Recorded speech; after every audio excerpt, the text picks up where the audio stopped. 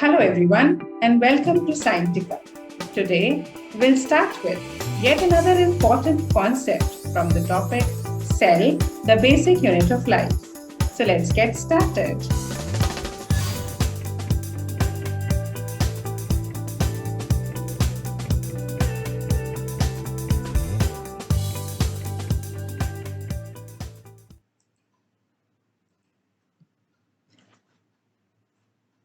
When we look at plants around us, we see so many attractive colors in them. So, have you ever wondered what is present in plants which impart them such beautiful colors? Yes. Today, we are going to study about the cell organelles which impart color to the plant cells, and they are called as plastids.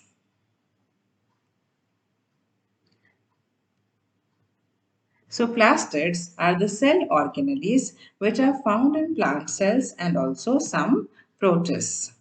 So when I talk about protists, Euglena is one such example of protozoans which have plastids present in them.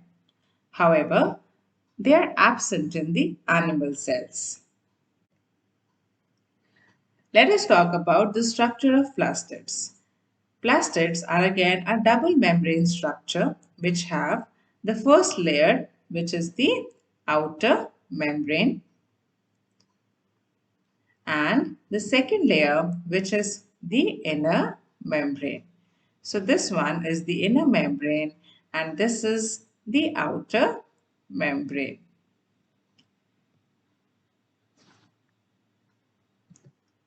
Now, when we talk about the classification of plastids, plastids are divided into three types. This was given by Schimper in 1885, where he classified plastids based on their structure, their pigments, and the functions which they perform. So, he classified plastids as chloroplasts, chromoplasts, and leucoplasts. Let us see what chloroplasts are. So chloroplasts are present only in the green parts of the plants and also in the green algae.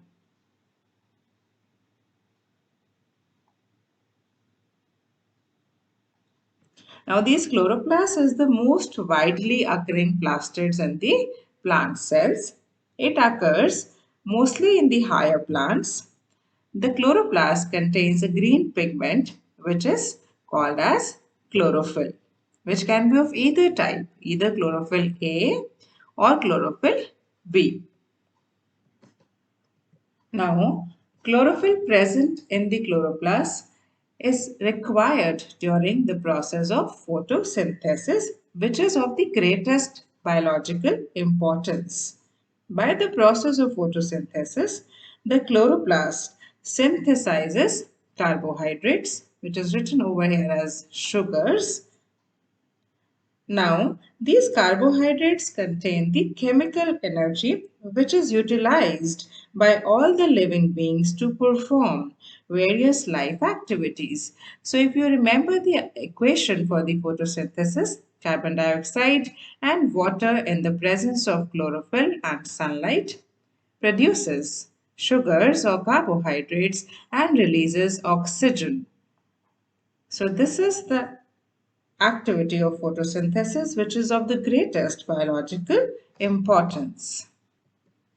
Let us discuss about the structure of chloroplast in detail.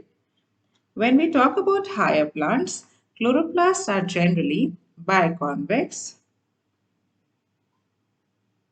or planoconvex in shape.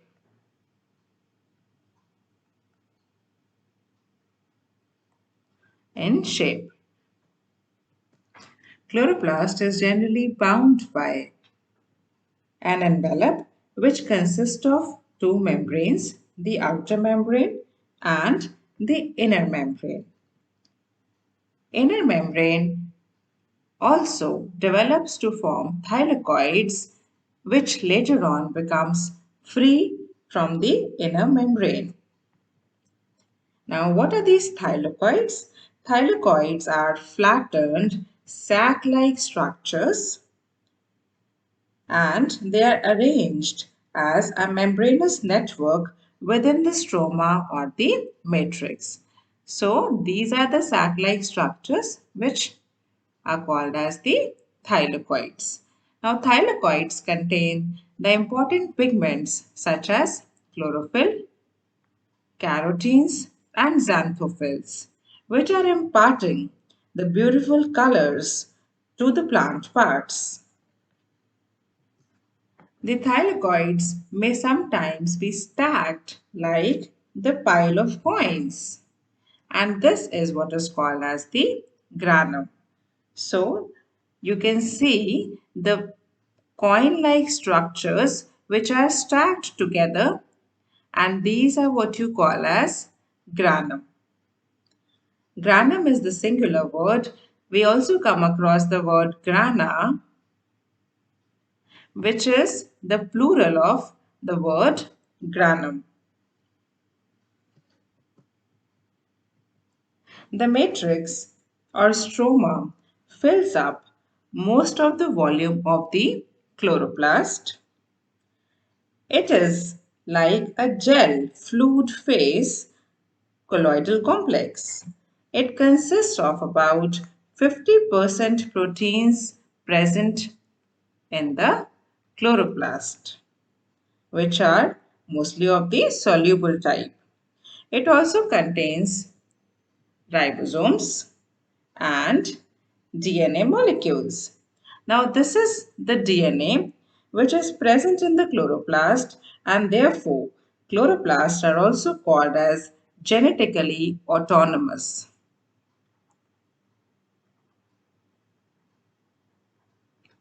Autonomous means being independent. Because of the presence of DNA, chloroplasts can both replicate and transcribe also to form RNAs. So therefore, the chloroplasts are called as autonomous.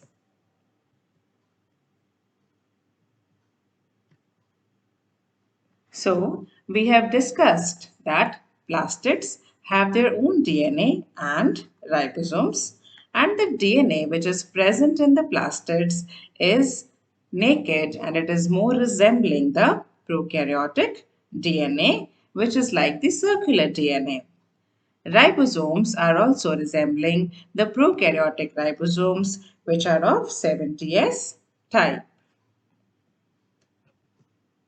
Now, let us discuss about the next type of plastids, which is chromoplast.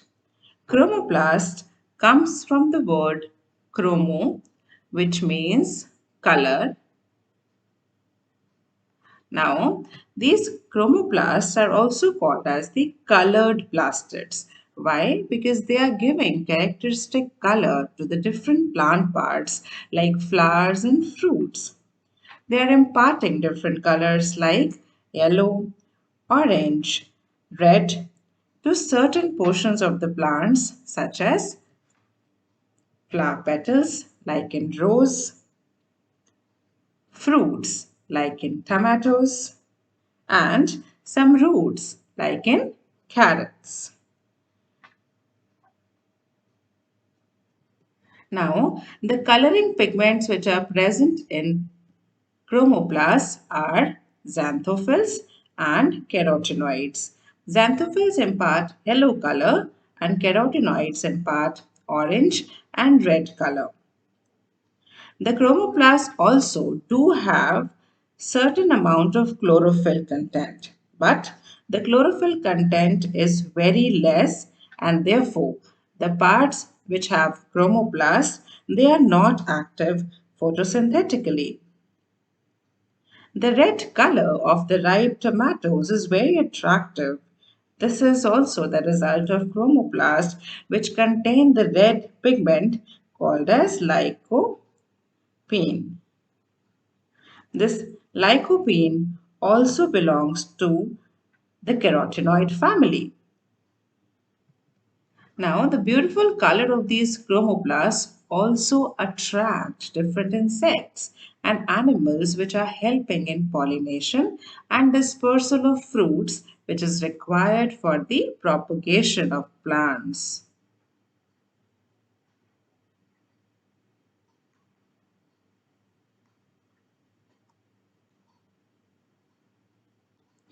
So that is why these colored elements or coloring pigments are so important for the plants.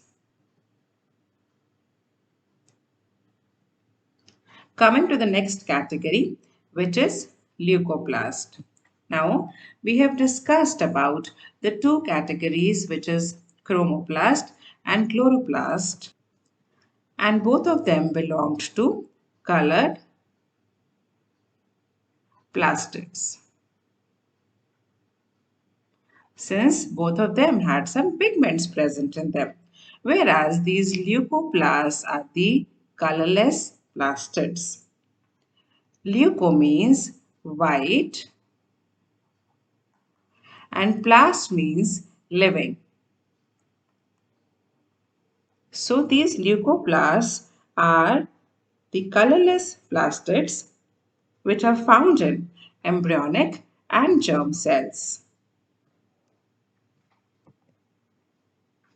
They store food as carbohydrates, proteins, and lipids. They are generally present on the unexposed plant parts such as roots, rhizomes, and tubers. And the leucoplasts are devoid of any pigment, but they do have the capacity to develop pigments also as and when required by the plants. So they can give rise to chloroplasts and chromoplasts. Depending upon the type of food that is stored in the leucoplast, they can further be classified as amyloplast, elioplast, and proteinoplast. So, the first category is amyloplast. Amylose means starch. So, the leucoplast, which stores starch or carbohydrates in them, are called as amyloplasts. For example, the grains of rice and the grains of wheat. They both are the examples of amyloplast. Next is proteinoplast or aleuronplast. They are the plastids which store proteins in them, as in aleurone layer of the maize grain and also in the castor endosperm. Proteinoplasts are present.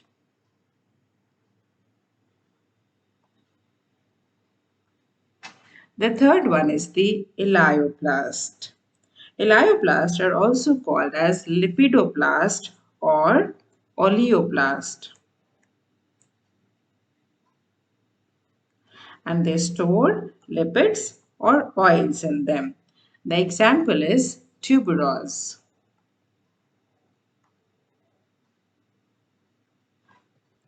So these are the three types of leucoplast.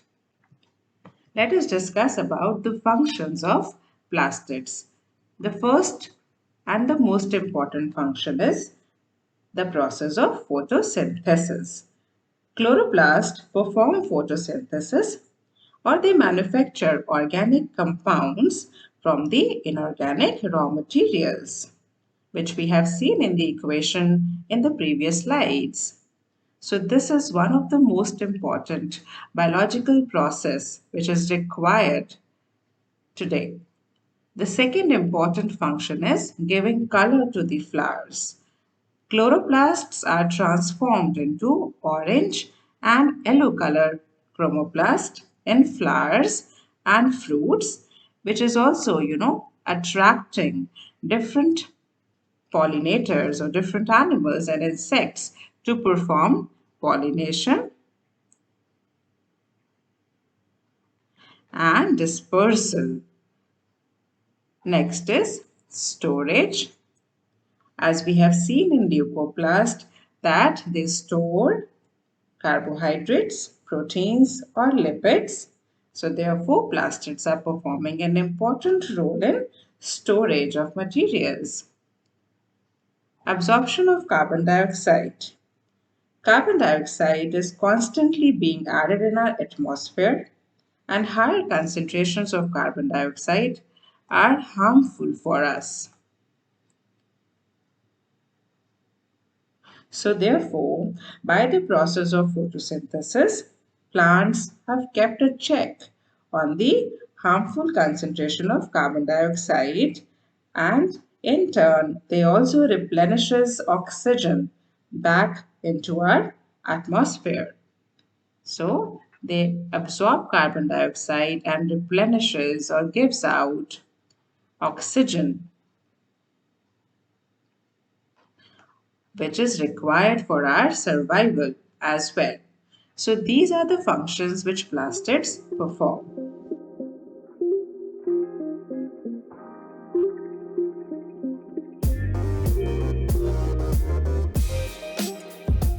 If you have liked the video, please subscribe the channel, share it with your friends, and if you have any doubt or query, please post in the comment section. Thank you.